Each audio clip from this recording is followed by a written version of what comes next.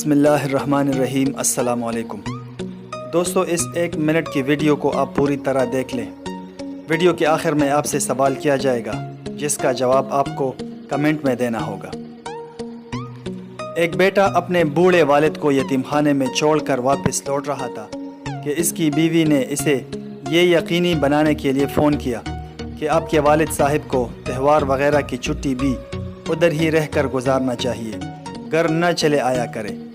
بیٹا پلٹ کے گیا تو پتہ چلا کہ اس کے والد یتیم خانے کے سربراہ کے ساتھ ایسے گل مل کر بات کر رہے ہیں کہ جیسے بہت پرانے اور قریبی تعلق ہو۔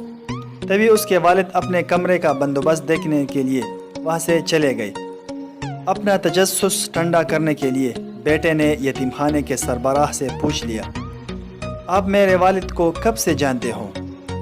تو یتیم خانے کے سربراہ نے مسکراتے ہوئے جواب دیا، گزشتہ 30 سال سے، جب وہ میرے پاس ایک یتیم بچے کو گود لینے کے لیے آئے تھے۔